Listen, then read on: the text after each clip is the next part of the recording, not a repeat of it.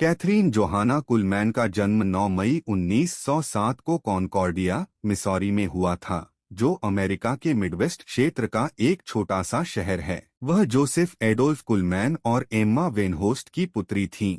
एक धार्मिक जर्मन अमेरिकी परिवार में पली भी कैथरीन 4 बच्चों में से एक थीं। लूथरन घराने में पालन पोषण होने के कारण उनके जीवन में बचपन से ही परमेश्वर और बाइबल के प्रति गहरी श्रद्धा विकसित हो गई थी। बचपन से ही कैथरीन आत्मिक विषयों के प्रति अत्यधिक संवेदनशील थीं और दूसरों की सेवा करने की लालसा रखती थीं।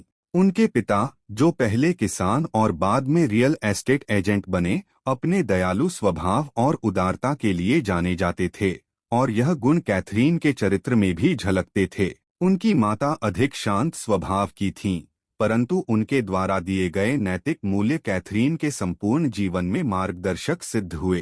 कैथरीन का पारिवारिक जीवन सादगी और मेहनत से भरा था, लेकिन इसमें चुनौतियां भी थीं। बचपन से ही कैथरीन जिज्ञासु और दृढ़ निश्चयी थीं। जब उन्होंने सेवकाई को अपनाने का निर्णय लिया, उस समय महिलाओं का प्रचारक बनना असामान्य माना जाता था। इसलिए उनके माता पिता ने शुरुआत में उनका समर्थन नहीं किया, लेकिन कैथरीन को सुसमाचार प्रचार करने के लिए परमेश्वर की ओर से एक अवश्य ही बुलाहट का अनुभव हुआ। उनके जीवन की एक प्रमुख व्यक्तिगत चुनौती थी उनकी असफल शादी। 1938 में उन्होंने बरोज एलन वाल्ट्रिप नामक एक प्रचारक से विवाह किया, जिन्होंने अपनी पहली पत्नी को तलाक देकर कैथरीन से विवाह किया। यह विवाह मसीही समुदाय में एक बड़े विवाद का कारण बना और कैथरीन को काफी आलोचना झेलनी पड़ी। यह विवाह 10 वर्षों से कम चला और 1948 में तलाक हो गया। बाद में कैथरीन ने इसे अपने जीवन की सबसे बड़ी गलती कहा। उन्होंने परमेश्वर से पश्चाताप किया और निर्णय लिया कि वे अपने जीवन का शेष समय पूर्ण रूप से सेवकाई को समर्पित करेंगी। कैथरीन की सेवकाई की शुरुआत उनके किशोरावस्था में हो गई थी। वे अपनी बहन और जीजा की यात्रा कर रही रिवाइवल टीम में शामिल हुईं। पहले वे प्रशासनिक कार्यों में मदद करती थीं, लेकिन जल्दी ही उन्होंने प्रचार करना शुरू कर दिया। 20 की उम्र में उन्होंने अपनी स्वयं की सेवकाई आरंभ की और मिडवेस्ट क्षेत्र में सुसमाचार प्रचार करने लगीं। वे अपने ज्वलंत संदेश और उत्साही प्रचार शैली के लिए प्रसिद्ध थीं। 1940 के दशक में उनकी सेवकाई ने एक नया मोड़ लिया, जब उनकी सभाओं में चमत्कारी चंगाई की घटनाएं होने लगीं। वे इस चंगाई को अपनी शक्ति नहीं, बल्कि पवित्र आत्मा की कार्यवाही मानती थीं। उनकी सभाओं में विश्वास, आराधना और परमेश्वर की उपस्थिति पर जोर दिया जाता था। वे अक्सर कहती थीं, मैं चमत्कारों में विश्वास करती हूं क्योंकि मैं परमेश्वर में विश्वास करती हूं। 1950 और 1960 के दशक में उनकी सेवकाई अपने चरम पर पहुंची। उन्होंने अमेरिका और अन्य देशों में हीलिंग क्रूसेड्स आयोजित की, जिनमें हजारों लोग सम्मिलित होते थे। इन सभाओं में जोशपूर्ण आराधना, प्रेरणादायक प्रवचन और चमत्कारी चंगाई देखने को मिलती थी।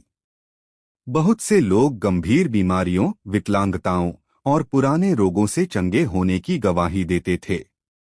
हालांकि कुछ लोगों ने इन चंगाइयों पर संदेह भी जताया, लेकिन हजारों साक्ष्य उनके कार्य को सिद्ध करते थे।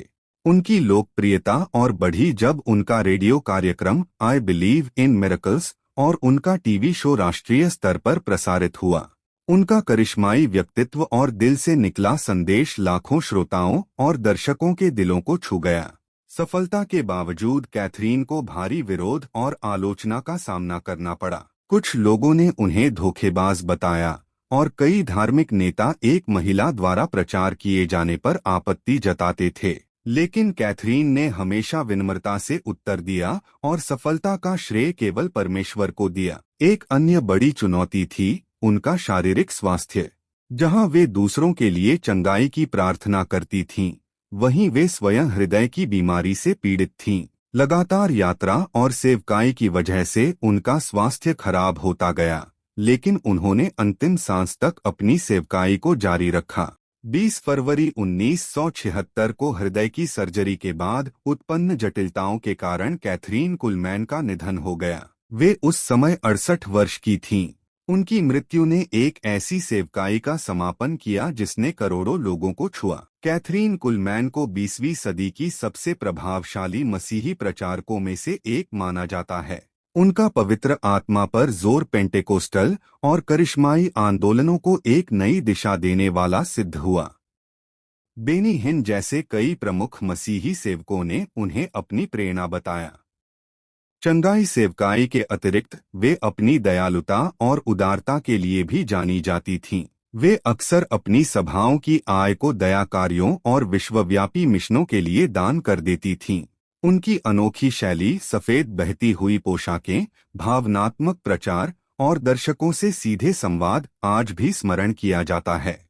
उन्होंने महिलाओं के लिए सेवकाई में नया मार्ग प्रशस्त किया और यह सिद्ध किया कि विश्वास और समर्पण से सामाजिक सीमाएं भी पार की जा सकती हैं। कैथरीन कुलमैन का जीवन विजय और संघर्ष का अद्भुत मिश्रण था। मिसौरी के एक छोटे शहर से शुरू होकर उन्होंने सारी दुनिया में परमेश्वर की सामर्थ्य को दिखाया। उन्होंने विपरीत परिस्थितियों के बावजूद अपना विश्वास बनाए रखा और आज भी उम्मीद, विश्वास और चमत्कारी चंगाई का उनका संदेश करोड़ों लोगों को प्रेरित कर रहा है। मैं चमत्कारों में विश्वास करती हूँ क्योंकि मैं परमेश्वर में विश्वास करती हूँ। कैथरीन कुलमैन। कैथरीन कुलमैन जी की ये इंस्पायरिंग स्टोरी आशा करता हूँ आप सबों को पसंद आई होगी और मैं विश्वास करता हूँ परमेश्वर सबों को, जो परमेश्वर की आज्ञा के अनुसार चलते हैं, सबों को आशीष करेंगे और उनके आने वाले दिनों में बहुतायत से व्यवहार करेंगे। अगर आपको ये वीडियो पसंद आई होगी तो कृपया करके सब्सक्राइब करें, लाइक करें और शेयर करें। धन्यवाद। Praise the Lord.